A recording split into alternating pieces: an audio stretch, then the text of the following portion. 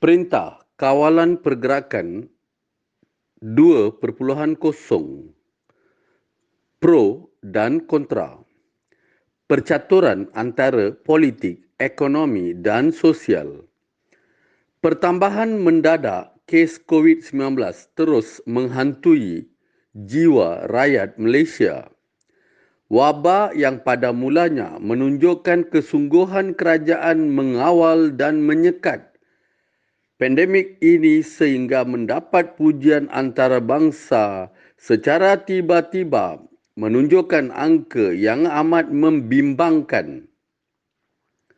Salah satu faktor penularan COVID-19 ialah pilihan raya Dewan Undangan Negeri Sabah.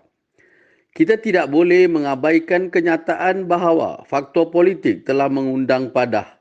Seharusnya kita patut menyekat kehadiran para pemimpin semenanjung ke Sabah. Selain itu, kealpaan rakyat juga harus diambil kira. Sejak PKP berakhir, rakyat agak leka dalam mengutamakan aspek kesihatan dan keselamatan. Ramai yang berpusu-pusu ke kompleks beli belah, pasar raya dan pusat tumpuan orang ramai termasuk aktiviti berkelah dan melancong.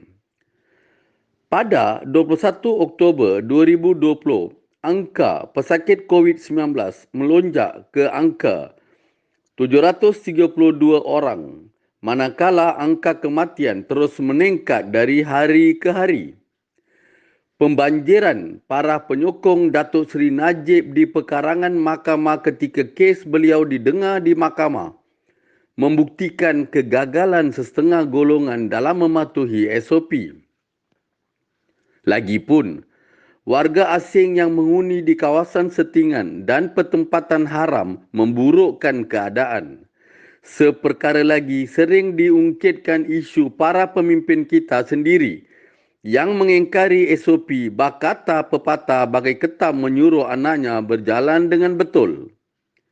Kita harus peka dan prihatin terhadap nasib warga dan barisan frontliner yang bertungkus lumus siang dan malam untuk memerangi wabak ini. Saban hari, ramai yang berkunjung ke restoran bersama keluarga seolah-olah mencerminkan aspek kesihatan semakin dipandang remeh. Kita sedia maklum sekiranya PKP peringkat kedua dilaksanakan, maka ekonomi negara akan terus merundum. Banyak sektor termasuk pelancongan, pengangkutan dan penerbangan dihempit kesempitan ekonomi, tetapi ini tidak bererti kita harus mengabaikan nyawa rakyat demi kepentingan ekonomi. Sekurang-kurangnya, sekolah, IPTA dan IPTS harus ditutup dengan segera. Sesi pembelajaran dalam talian menjadi alternatif dalam usaha membendung penularan wabak ini. Harus diambil kira ada setengah IPTS lebih fokus terhadap kerugian terhadap kantin, asrama dan kos elektrik serta bil air yang harus ditanggung oleh IPTS. Sebenarnya ini bukanlah waktu untuk kita berkira-kira. Sesal dahulu pendapatan, sesal kemudian kerugian.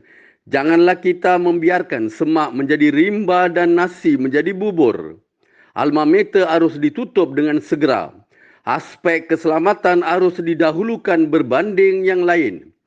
Kita tidak mahu nasib Itali, India dan Amerika Syarikat menimpa bumi kita. Perketatlah SOP dan kurangkanlah budaya berpolitik demi masa hadapan rakyat Malaysia. Jangan kerana corona kita merana.